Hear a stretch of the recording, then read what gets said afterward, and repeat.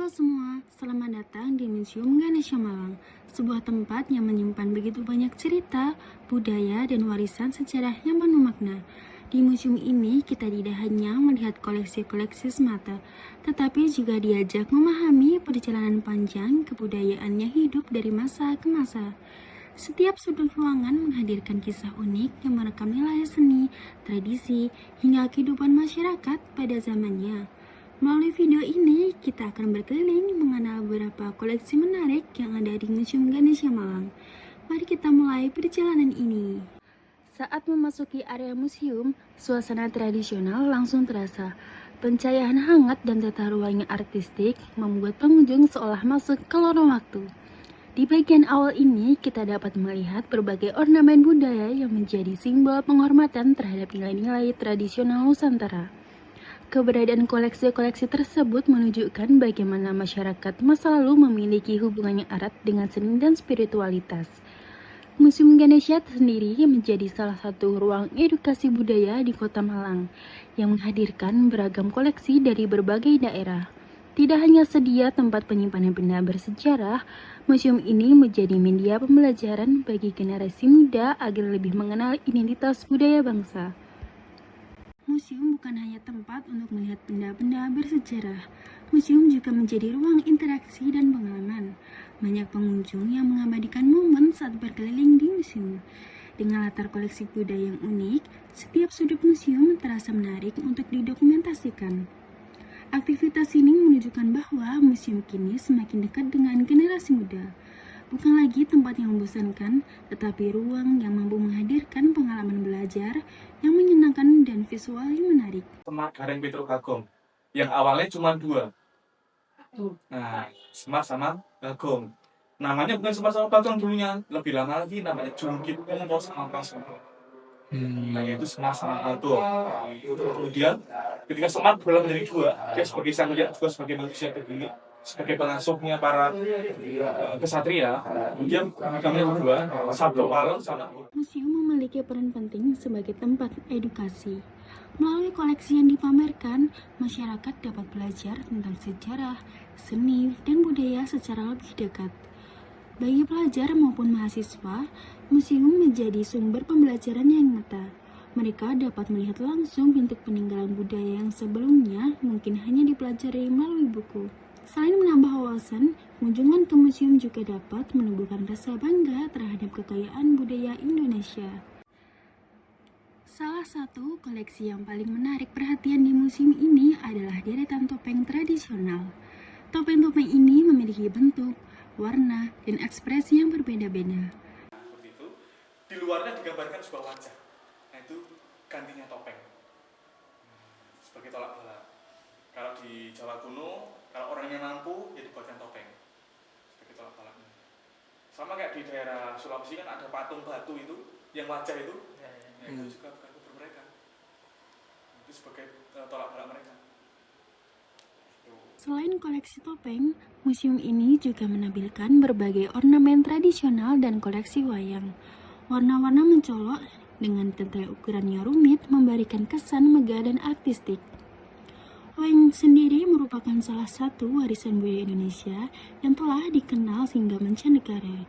Dalam pertunjukannya, wayang tidak hanya menjadi hiburan, tetapi juga sarana menyampaikan pesan moral dan filosofi kehidupan. Setiap tokoh wayang memiliki karakter dan makna tersendiri. Ada tokoh yang melambangkan kebijaksanaan, keberanian, kesetiaan, hingga perjuangan melawan kejahatan. Keberadaan koleksi wayang di Museum Ganesha menjadi bukti pentingnya menjaga seni tradisional agar tetap hidup di tengah perkembangan zaman. Di beberapa bagian museum, pengunjung juga dapat memperoleh penjelasan mengenai sejarah dan makna dari koleksi yang dipamerkan. Penjelasan ini membantu kita memahami bahwa setiap benda memiliki cerita dan latar belakang yang penting, mulai dari fungsi benda pada masa lalu, proses pembuatannya, hingga nilai budaya yang terkandung di dalamnya. Perkenalkan, saya Luma, saya dari Universitas di Malang, jurusan Desain Komunikasi Visual.